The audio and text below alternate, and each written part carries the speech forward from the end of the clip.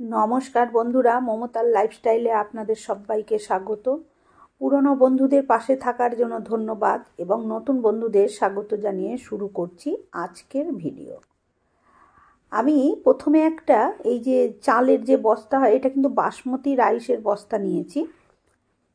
সেটাকে আমি প্রথমে মাপ মতন কেটে নেব। এটা একটা ছোট টুকরো, চৌকো একটা টুকরো, মানে আয়তক্ষেত্রের মতন নয়, বর্গক্ষেত্রের মতন একটা টুকরো। আশা করছি দেখলে বুঝতে পারছেন। এই যে পাশটা ভাঁজ হয়ে আছে বলে বোঝা যাচ্ছে না, তাই এটাকে আমি আয়তক্ষেত্রের মতন প্রথমে তৈরি করে নেব। সেই জন্য আমি এটাকে মাপ মতন কেটে নিচ্ছি। আমি এদিকে 11 ইঞ্চি নিচ্ছি, ওদিকে 13 ইঞ্চি নিয়েছি। এবার ওই যে 13 ইঞ্চি পরে ওই যে টুকরোটা আছে ওটাকে আমি আবার জুড়ে নেব। আর সেই যে দাগগুলো দিয়েছি দাগগুলো মাপ মতন আমি দিয়ে নিলাম পুরো সমান করে, কারণ এটা পুরো সমান নেই, তাই সমান করে দাগটা দিয়ে নিলাম। দিয়ে নিয়ে এবার আমি 4-5 দিয়ে এটাকে কেটে সোজা করে নিচ্ছি।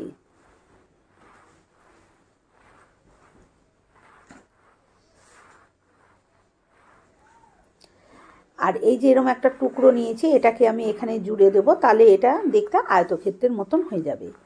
এবারে আমি একটা ব্লাউজ পিস নিয়েছি। এই ব্লাউজ পিসগুলো ঘরে বেকার পড়ে থাকে, কোনো কাজেও লাগে না, উল্টে এখানে ওখানে থাকে, নোংরা হয়। সেই জন্য ভাবলাম আজকে এই ব্লাউজ পিসটার একটা ব্যবহার করি। প্রথমে যে আমি বড় টুকরোটা কেটে নিয়েছি সেইটা আমি এই ব্লাউজ পিসের ওপরে বসিয়ে নিয়েছি। বসিয়ে নিয়ে একটা স্কেল দিয়ে এর মাপ করে এই যে দাগটা আমি দিয়ে নিচ্ছি। স্কেল ধরে দাগটা দিলে সুবিধা হবে, যেহেতু প্লাস্টিকটা কিন্তু মানে বস্তাটা কিন্তু পুরো একদম সমান নয়, একটু উঁচু নিচু হয়ে আছে, সেই জন্য আমি স্কেল ধরেই দাগটা দিলাম। আর 1/2 ইঞ্চি এক্সট্রা আমি মার্জিন রেখে আর একটা দাগও দিয়ে নিলাম। চারপাশেই আমি কিন্তু এইভাবে দাগ দিয়ে নেব। দাগটা আমার দেয়া হয়ে গেছে, কতটা বুঝতে পারছেন বন্ধুরা আমি জানি না, কিন্তু আমি দাগটা এখানে দিয়েছি। এবারে সেই দাগ ধরে আমি কেটে নিচ্ছি। দাগটা দিয়ে নিলে সে দাগ ধরে কেটে নিতে কিন্তু সুবিধে হয়, সেই জন্যই দাগটা দিয়ে নিলাম। এই যে দেখুন, এইটা এরকমভাবে টুকরোটা আমি চারপাশে 1/2 ইঞ্চি করে বেশি নিয়ে কেটেছি। তারপরে এই যে এরকম দুটো ছোট টুকরো নিয়েছি, সেটাও আমি মার্জিন রেখে এইভাবে কেটে নিচ্ছি। একটা টুকরোই আমি কেটেছিলাম জোড়া করব বলে, কিন্তু ওখানে ওই টুকরোটার মধ্যে একটু ফাটা ছিল, সেই জন্য আমি সেই ফাটা জায়গাটা বাদ দিয়ে আবার অন্য একটা বস্তা থেকে আমি টুকরোটা কেটে এনেছি। সেই জন্য ছোট ছোট দুটো টুকরো হয়ে গেছে, এখন জুড়ে নিতে হবে। খাটনিটা একটু বাড়লো, আর কিছুই না বন্ধুরা। আপনাদের কাছে প্লেন একটাই বস্তা থাকলে আপনারা সেখান থেকে কেটে নেবেন, তাহলে কিন্তু এত খাটনি হবে না। এবারে আমি একটা সাদা ব্লাউজ পিস নিয়েছি। ব্লাউজ পিস নিয়ে তার উপরে যে কেটে নিয়েছিলাম ব্লাউজ পিসের টুকরোটা, সেটা আমি বসিয়ে দিয়েছি। বসিয়ে দিয়ে তার 4-5 দিয়ে এইভাবে আমি আর একটা টুকরো কেটে নিয়েছি। এইটা আমার হচ্ছে সাদা একটা ব্লাউজ পিস, আমি ব্যবহার করব না বলে অস্ত্র হিসেবে আমি এই ব্লাউজ পিসটাই ব্যবহার করছি। আর মানে টোটাল সম্পূর্ণ সমস্ত কিছু নতুন জিনিস দিয়েই কিন্তু এটা আমি করছি, সম্পূর্ণ বিনা কস্টে ঘরে পড়ে থাকা জিনিস দিয়েই। অবশ্যই এই ব্লাউজ পিসগুলো শাড়ির সাথে এসেছে যখন, তখন তো দাম ধরেইছে, কিন্তু এগুলো বেকার ঘরে পড়ে এখানে ওখানে নোংরা হয়, জায়গা জড়ো করে রাখে। সেই জন্য আমি বললাম যে পড়ে থাকা জিনিস দিয়েই কিন্তু তৈরি হচ্ছে, কোনো খরচা নেই। হ্যাঁ, এবারে এই ছোট ছোট অংশগুলোকেও আমি কেটে নিলাম। এবারে যে বড় বস্তার টুকরোটা নিয়েছিলাম সেটাকে আমি প্রথমে একদিকেই সাদা অংশটা দিয়ে দেব, সাদা অস্ত্র হিসেবে যেটাকে ব্যবহার করছি আমি। আর অপর পাটে ওই যে ব্লাউজ পিসটা, যেটা মানে আর কি আমার ব্যাগের ওপরের দিকে থাকবে, সেই দিকটা আমি দিয়ে নেব। বন্ধুরা, এটা আমি একটা ব্যাগ তৈরি করছি, আর এই ব্যাগটা আপনারা যেহেতু সমস্ত কিছু নতুন দিয়ে ব্যবহার করছি, চালের বস্তাটাও কিন্তু একদম নতুন, মানে 1 বস্তা চালই আনা হয়েছিল নতুন বস্তায় এটা। তা এটা কিন্তু আপনারা যে কোনো পুজো পারপাসেও কিন্তু এই ব্যাগটা ব্যবহার করতে পারেন। আমরা অনেক সময় কি হয়, বাজারে যাই, বাজারে গিয়ে ঠাকুরের একটু ফল টল নিয়ে আসি, এখন তো ক্যারি ব্যাগ দিতে চায় না, সেক্ষেত্রেও কিন্তু আমরা এই ব্যাগটা ব্যবহার করতে পারি। বা পুজো দিতে যাওয়ার সময় যে আমরা 5 রকম ফল ধূপকাঠি মোমবাতি নিয়ে যাই, সেগুলো নিয়ে যাওয়ার জন্য ঝুড়ি ঠুড়ি নিয়ে যেতে হয়, সেক্ষেত্রেও কিন্তু আমরা এই ব্যাগটা ব্যবহার করতে পারি। ব্যাগটার মধ্যে নিয়ে গেলে আসার সময় ব্যাগটা অন্য কিছুর মধ্যে ঢুকিয়ে নিয়ে আসলাম, আর হাতে করে ঝুড়িটার মতন বয়ে নিয়ে আসতে হবে না। এবারে দুপাশে, এক পাশে সাদাটা আর এক পাশে ব্লাউজ ছাপা পিসটা দিয়ে আমি কাগজটা মধ্যিখানে রেখে আমি প্রথমে সেফটি পিন দিয়ে 4-5টা এরকম আটকে নিয়েছি। বন্ধুরা, আমার কাছে পিন নেই, সেই জন্য আমি সেফটি পিন দিয়ে আটকে নিয়েছি। আপনাদের কাছে যদি পিন থাকে সেক্ষেত্রে আপনারা পিন ব্যবহার করবেন, পিন ব্যবহার করলে আরও বেশি সুবিধে হবে।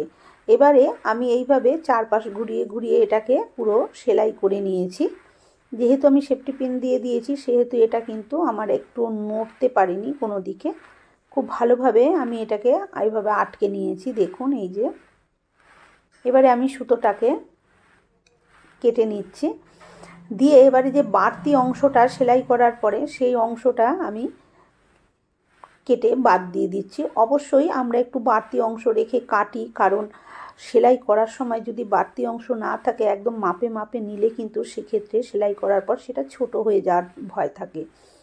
এবারে সেলাই করে নেওয়ার পর 4-5টা সেলাই হয়ে গেছে। এবারে আমি এই সেফটি পিনগুলো খুলে নিচ্ছি। আপনারা চাইলে এই যে টুকরোটা আমি জুড়লাম কাপড় দিয়ে, এটাকে ওপর দিয়ে 2-3টে সেলাই দিয়ে নিতে পারেন। আমি আর দিচ্ছি না, যেহেতু ব্যাগটা করব, দেখতে খারাপ লাগবে সেই জন্য। এবারে যে ছোট পাটটা আছে সেই ছোট পাটটা আমি প্রথমে এই অস্ত্রের উপরে বসিয়ে দিয়ে সেলাইটা করে নিচ্ছি। এর কারণটা হচ্ছে বন্ধুরা, আমার কাছে বড় বড় সেফটি পিন, আর এই টুকরোটা কিন্তু অনেকটা ছোট, সেই জন্য আমি এটাকে ওই সেফটি পিন আর লাগাইনি। সেফটি পিন লাগালে অসুবিধা হতো সেলাই করতে। যদি পিন থাকতো সেক্ষেত্রে পিন দিয়ে আটকে নিয়ে দুটো কাপড় একসাথে দিয়েই আমি এটাকে সেলাই করে নিতে পারতাম। পিন নেই বলে আমি প্রথমে সাদা অংশটার ওপরে রেখে সেলাই করে নিলাম, নিয়ে 4-5টা বাড়তি অংশগুলো ভালো করে ছেটে নিলাম। এবারে আমি যে ব্লাউজ পিসটা নিয়েছি ছাপা মতন আর কি, সেটার ওপরে রেখে এটাকেও একইভাবে আমি সেলাই করে নেব।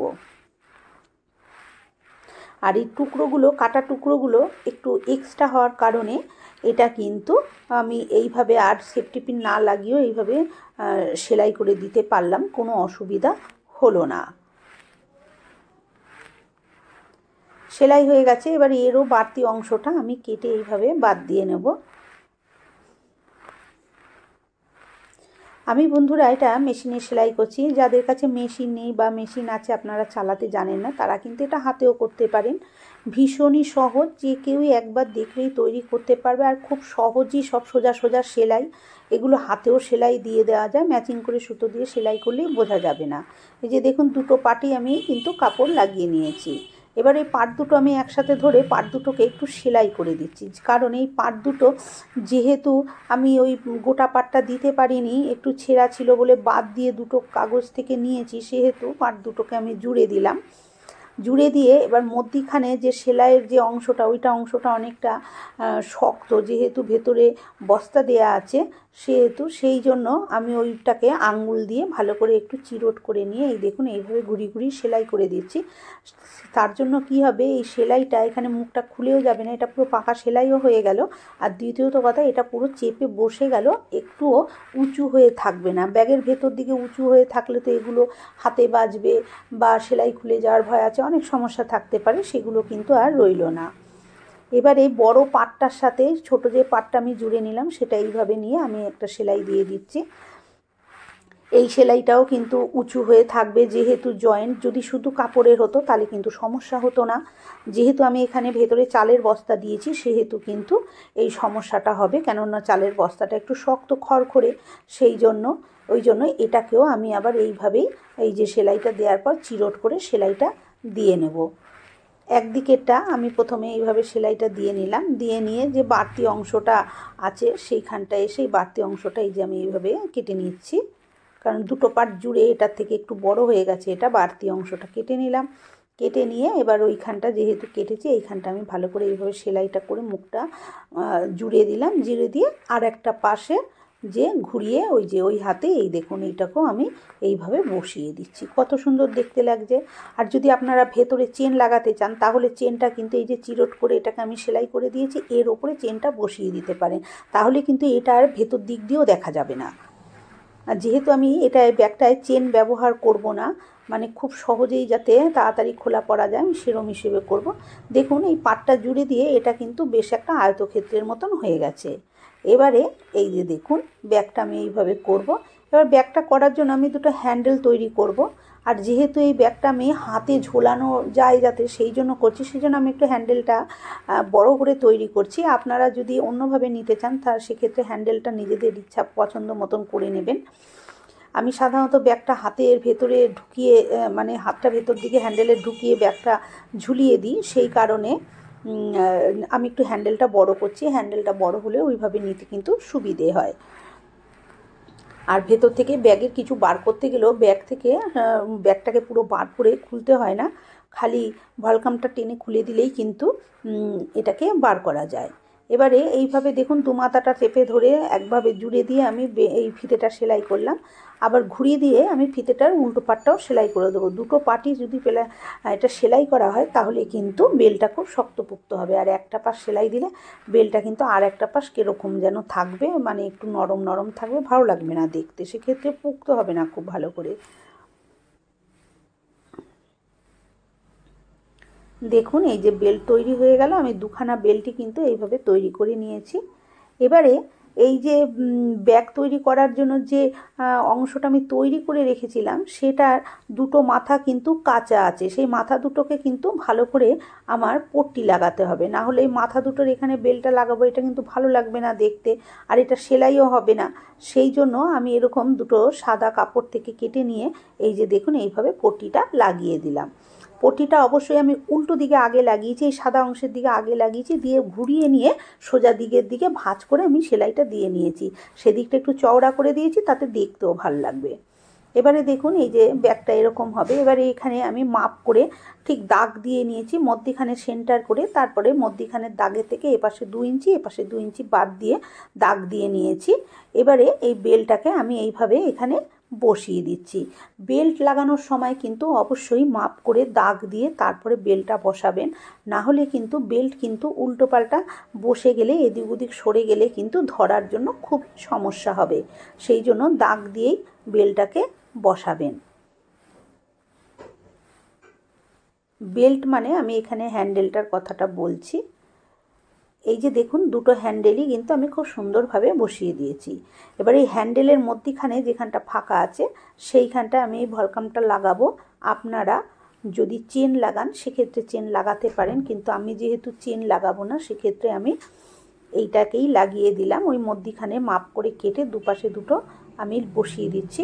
আর ব্যাগটা পুরো জুড়ে সেলাই করার আগেই কিন্তু এগুলো করে নিলে তাহলে কিন্তু খুব সুন্দর হবে আর কাজটাও ফিনিশিংটা ভালো হবে। এবার এতে ব্যাগটা কিন্তু আমার হয়ে গেছে। এবারে দুপাশটা সেলাই করে দিলেই ব্যাগ কিন্তু রেডি।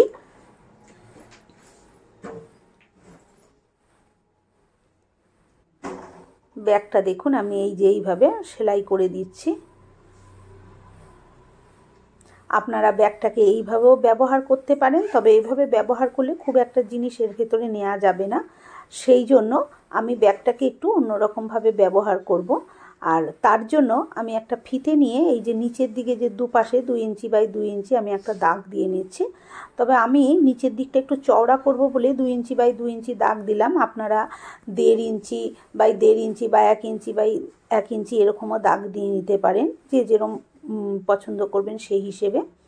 আমি নিচের দিকটা একটু চওড়া করব বলে এই ব্যাগটা 2 ইঞ্চি বাই 2 ইঞ্চি কেটে নিয়েছি। এবারে যেভাবে কেটেছি সেভাবে নয়, ঠিক তার উল্টোভাবে ধরে আমি এটাকে সেলাই দিয়ে নেব। এই যে এইভাবে উল্টো করে ধরে এইভাবে আমি সেলাইটা দিয়ে নেব। যেহেতু এটা ভেতরে চালের বস্তা আছে সেহেতু একটু সমস্যা হচ্ছে, যদি শুধু কাপড়ের হতো তাহলে কোনো সমস্যা হতো না। তাই জন্য একটু ভালো করে শক্ত করে চেপে ধরে এটাকে এইভাবে সেলাই দিয়ে নিতে হবে। আর একটা সেলাই দিচ্ছি না, আমি একটা সেলাই দিয়ে আমি আবার ঘুরিয়ে আর একটা সেলাইও দিয়ে নিচ্ছি। তারপরে এখানে আমি একটা কাপড়ের পট্টি দিয়ে এই যে সেলাইটা দিয়ে নেব, যাতে এখানে কোনো রকমভাবে সেলাই না খুলে যায়। তাই আমি এখানে একটা পাকা সেলাই দিয়ে নেব। এই যে পাকা সেলাই আমি দিয়ে নিচ্ছি।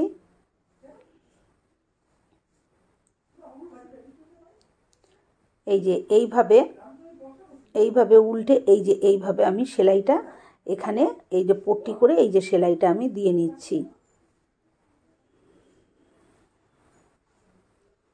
এইভাবে সেলাইটা দিয়ে নিলেই ব্যাগের মধ্যে আমরা যাইনি কোনোভাবেই ওই সাইডে সেলাই খুলে বাইরে পড়ে যাওয়ার কোনো ভয় নেই। এইভাবে পুরো ঘুরিয়ে ঘুরিয়ে দুটো পাশেই আমি কিন্তু খুব সুন্দরভাবে এইভাবে পাকা সেলাই দিয়ে নিয়েছি। দেখুন এবার আমি ব্যাগটা উল্টে দিচ্ছি, দেখুন কত সুন্দর হয়েছে ব্যাগটা। বন্ধুরা আমার আজকের এই ব্যাগ ভিডিওটা যদি আপনাদের ভালো লেগে থাকে একটা লাইক দেবেন, শেয়ার করবেন, আর আমার চ্যানেলে নতুন বন্ধু হয়ে থাকলে চ্যানেলটি সাবস্ক্রাইব করে নেওয়ার অনুরোধ রইল। পাশে থাকা বেল আইকনটা অবশ্যই প্রেস করবেন, কারণ আমি যখনই কোনো নিত্য নতুন ভিডিও শেয়ার করব নোটিফিকেশন আপনাদের কাছে পৌঁছে যাবে সবার আগে। দেখুন নিচটা কতটা চওড়া হয়েছে। আর এই ব্যাগের মধ্যে আমি কি কি ভরছি দেখুন, এই যে এইভাবে ভলকামটা লাগিয়ে দিলে কিন্তু ব্যাগটা জুড়ে যাবে খুব সুন্দর। আমরা এখানে ওখানে যাই ঘুরতে বেড়াতে, এখন শীতকাল, আর কোথাও গিয়ে মুখ ঠুক ধুলে আমাদের এটা ওটা লাগে, আমার যদিও লাগে না কিন্তু অনেকেই আছে লাগে, তা সেগুলো টুকটাক কিন্তু এই ব্যাগের মধ্যে নিয়ে এই দেখুন এইভাবে নিয়ে যাওয়া যায়। আজকের মতন এই পর্যন্ত, ভালো